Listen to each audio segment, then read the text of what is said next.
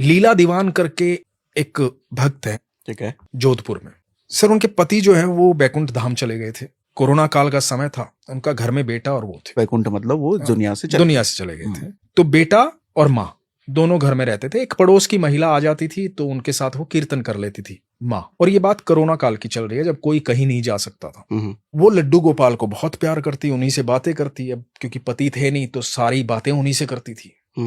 और लड्डू गोपाल के साथ ही सोती थी अपने बेडरूम में। अब जब भगवान से प्रेम हो जाता है ना, तो मैं सच बता रहा हूं, जब आप नियम जब तक फॉलो करते हो जब तक प्रेम नहीं होता है। जब प्रेम हो जाता है ना तो सारे नियम टूट चुके होते हैं, क्योंकि वो प्रेम है, उसके बीच में कुछ नहीं है फिर। तो वो अपने बेडरूम में ही लड्डू गोपाल को लेकर के, अपने ठाकुर जी को लेकर के सोती थी। एक दिन हुआ यूं कि वो रात में टीवी की ट्रॉली के पास उनका बेड पे उनको बिठा करके और रख के भूल गई और जाके बेडरूम में सो गई। थकी हुई थी, सो गई। सुबह बेटा उठा, बेटे का काम था सुबह घर में झाड़ू पोछा करना।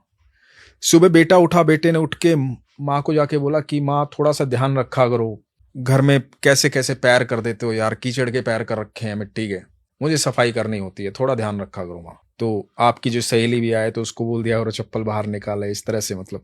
तो माँ ने कहा कहाँ पैर हो गए बेटा, मैं तो सारे साफ पैर है, कहाँ हो गए, कहाँ बात कर रहा है, तो दिखा मुझे। तो देखने गई। अब बेटे ने तो दूर से देखे थे। जब माँ पहुंची तो टीवी की ट्रॉली से लेकर के बेडरूम तक छोटे छोटे पैरों के हल्दी और चंदन के, पैरों के मिट्टी के निशान थे, हल्दी और चंदन के।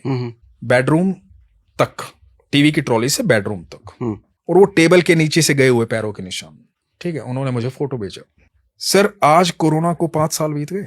5 साल से फर्श नहीं धोया है सर, 5 साल बीत गए सर। वो कृष्ण के पैरों के निशान है। उस दिन वहां नहीं सुलाया था तो खुद सोने चले गए थे। आज भी आप जोधपुर जाइए, पूछिए, लीला दीवान जी का घर शास्त्री नगर में है शायद, आप जाके दर्शन करके आइए।